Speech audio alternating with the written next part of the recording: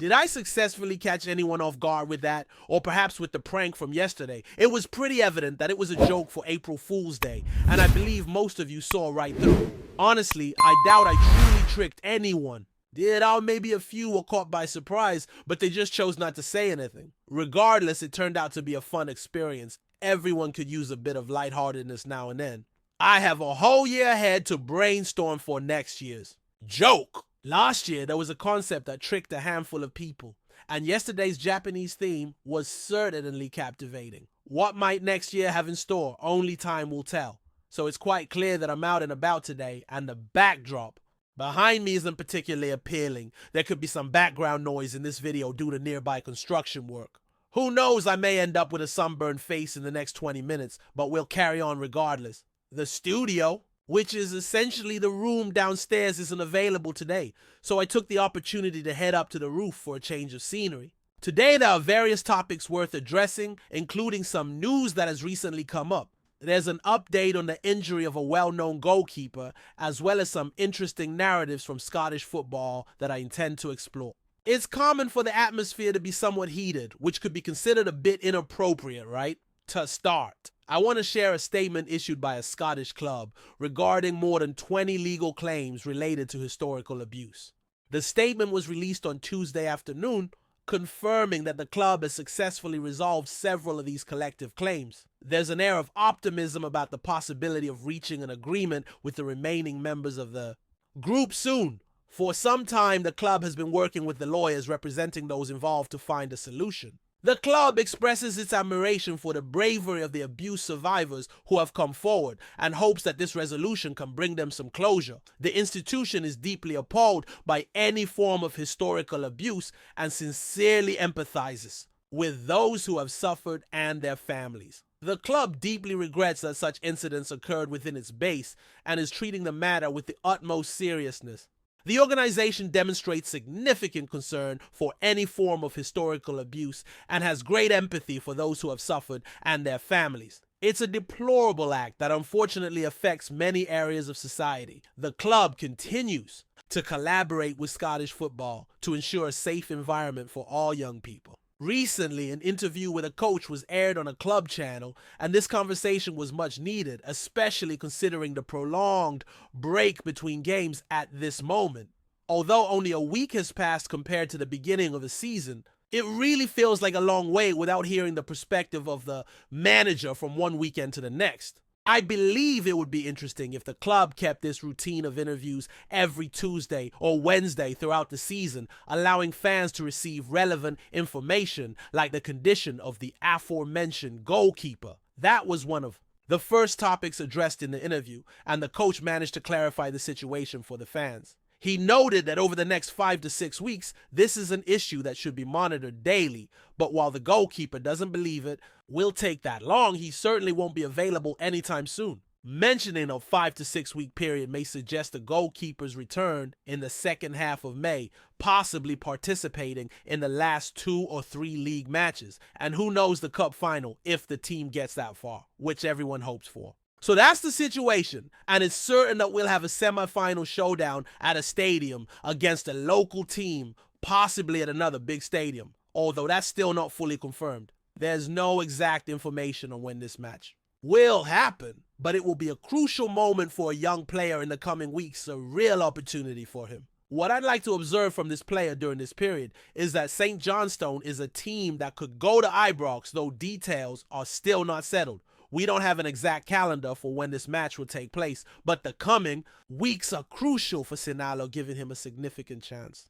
One of the things I hope to notice in Sinalo during this period is the confidence that when Schmeichel leaves the club, whether at the end of next season or the following one, Sinalo will be ready to become Celtic's first choice goalkeeper, succeeding Schmeichel. I believe it would be extremely valuable to gather information on his abilities in the coming weeks. He started promisingly against Hart, which is encouraging. The coach also mentioned that Liam Scales should return for the match against Kilmarnock next weekend, but won't be available for this weekend's game against St. Johnstone. He expressed satisfaction with the return of Paolo Bernardo and James Forrest as well. Regarding the game this weekend, he highlighted that our performance was a significant improvement compared to the Hearts match, particularly in how we manage to handle pressure. This is an area the team needs to focus on more, as it's easy to attribute difficulties solely to rivalry games. Other teams like Hearts are certainly aware of the success the Rangers had against us,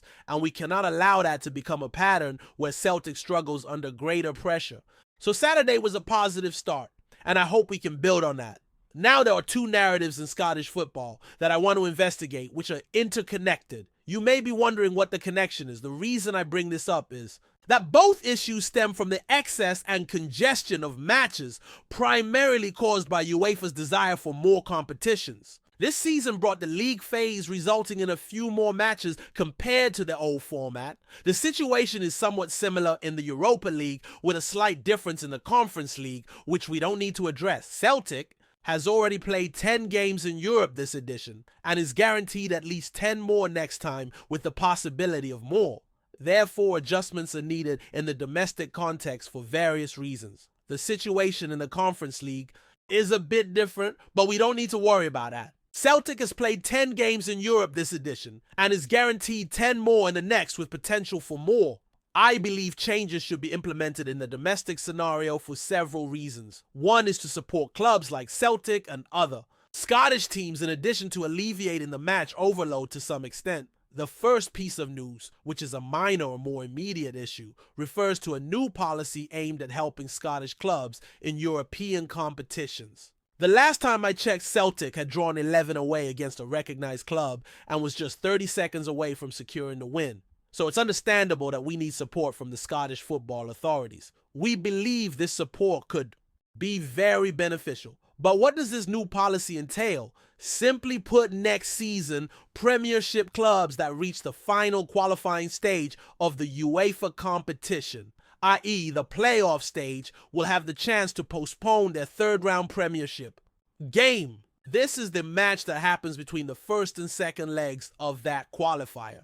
Previously, clubs could request this postponement, but it was essential that both teams involved in the domestic match agreed. The change in the rule for next season is that it will no longer require the consent of the other team, as only the team competing in Europe can request the postponement. This applies exclusively to teams in that European stage. Thus, it's clear that Celtic will play in the Champions League playoffs and will have the opportunity to postpone our third-round match regardless of the opponent. It's reasonable to imagine that Celtic will certainly take advantage of this possibility. There's always an old debate about whether this really helps, considering the recent classic where we had an entire week to prepare while the opponent played only 48 hours earlier and managed to beat us at our own ground. This might suggest that having a full week to prepare isn't as beneficial as one might think. However, when it comes to such a decisive Champions League qualifier, it would be interesting to see how this new rule affects the teams.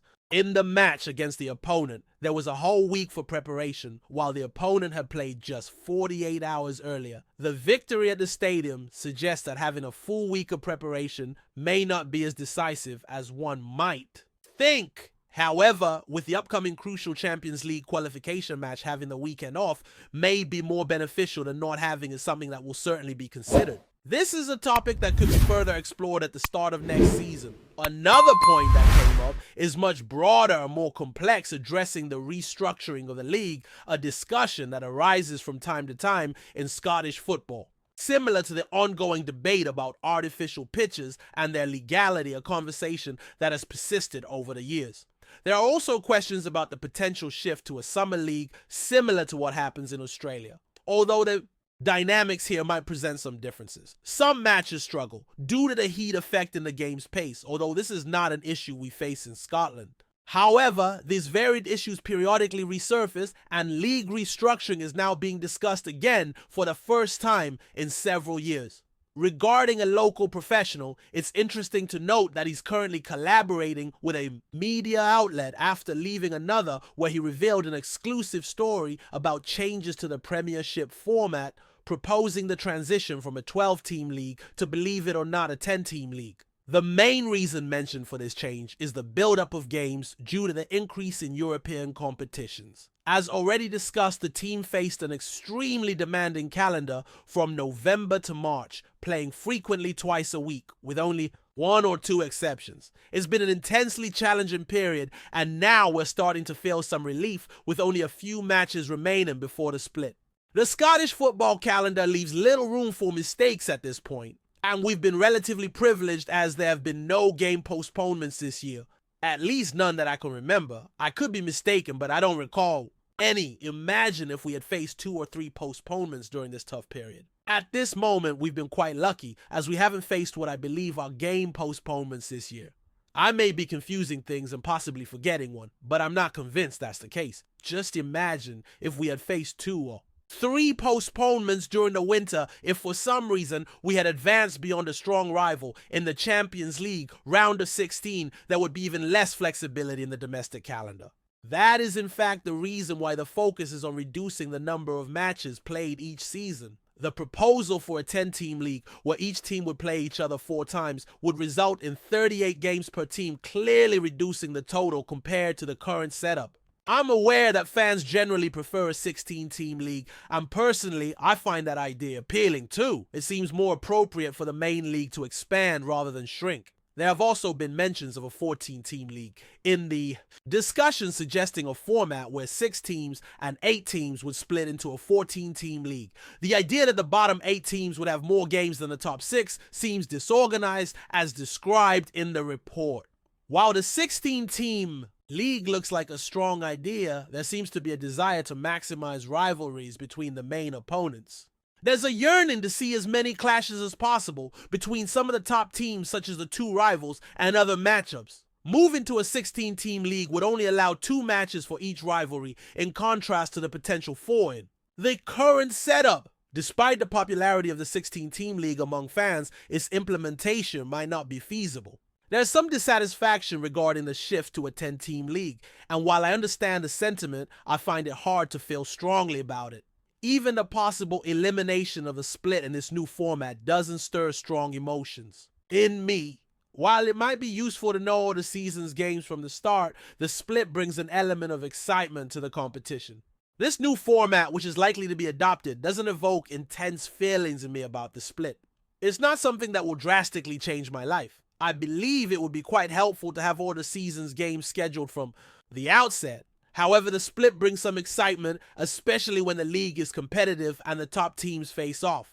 I don't have very strong opinions about the idea of limiting the league to 10 teams. I don't think it's as detrimental as some might claim, even if the league were made up of 10 teams, though it wouldn't be particularly exciting. Half of the teams would be clubs like Celtic Rangers, Aberdeen Hearts, and Hibernian, which would mean playing against one of these teams almost every other week, something I find somewhat stimulating. The main reason I don't have strong feelings about these issues is that I don't feel as much excitement for Scottish football anymore.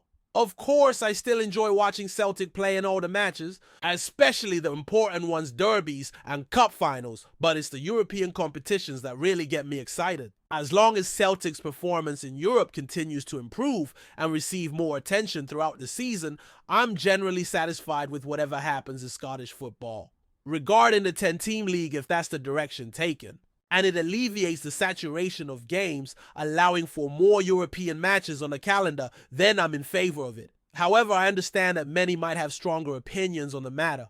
Regarding the technical aspects, this change won't be implemented next season. It's more likely to be considered at the start of the following campaign. However, it requires a vote and would need the support of 11 of the 12 Premiership clubs, which is no easy task, along with 8 of the 10 championship clubs and 15 of the 20 teams in League 1 and League 2, so there are no guarantees. Nevertheless, the topic of league restructuring has resurfaced, which is quite interesting. I'm eager to hear opinions on the possible postponement of our playoff game next season, especially concerning Kasper Schmeichel. Before we proceed, subscribe to our channel and enable notifications to receive all exclusive news about Celtic FC. Don't miss any details about your favorite team. It's extremely important for Celtic FC fans. In a surprising twist to the world of football and business, Sir Richard Branson, the visionary founder of the Virgin Group, is reportedly making a groundbreaking move that could shake the very foundations of Scottish football. According to sources, Close to the billionaire entrepreneur, Branson has tabled a staggering multi-billion-pound offer for Celtic FC, the Glasgow Giants with a rich history and loyal fan base. Could the iconic businessman, known for his ventures in space travel and transportation, be poised to take on the challenge of reviving Celtic to their former glory? Branson's proposal comes at a time when Celtic, despite their domestic dominance, are facing a challenging period on the European stage. The club, having lost some of its sheen in recent years, is believed to be in need of fresh investment and new leadership. The rumored offer, said to be in the range of $3 billion, would not only secure Branson's control over the club, but could also provide the necessary resources to elevate Celtic's global profile and ambitions. This news has left football fans and business analysts alike buzzing with excitement and anticipation. For Branson, the move represents another bold step in a career defined by risk-taking and innovation. After conquering the skies with Virgin Atlantic and venturing into the cosmos with Virgin Galactic, acquiring a football club with Celtic's storied history could be a personal triumph. With a net worth estimated at over $3 billion, Branson has the financial clout to push through such a deal. But what could this mean for the future of the club and Scottish football at large? Celtic supporters are already divided on the news. Some view Branson's potential ownership as a welcome opportunity to bring in the much-needed funds to build a team capable of competing at the highest level in Europe. Others, however, are cautious, fearing that Branson's business acumen may overshadow the deep-rooted traditions and values of the club. The thought of a businessman with no prior football ownership experience running a historic institution like Celtic raises questions about the future of the team's identity and connection with its passionate fan base. As negotiations are set to intensify, one thing is clear: if Branson's bid is successful, Celtic FC could be on the brink of a new era, one filled with both incredible potential and undeniable risk. The football world will be watching closely, as this potential takeover could redefine not only the future of Celtic, but the very landscape of Scottish football itself. Will Branson's gamble pay off, or will it be another high-flying venture? That ultimately crashes, time will tell. But for now, the world is waiting for the next move in this high-stakes game. Hello fan, don't forget to like and subscribe to the channel, as it means a lot to Celtic FC. Also, share your opinion about the news in the comments below. See you in the next video.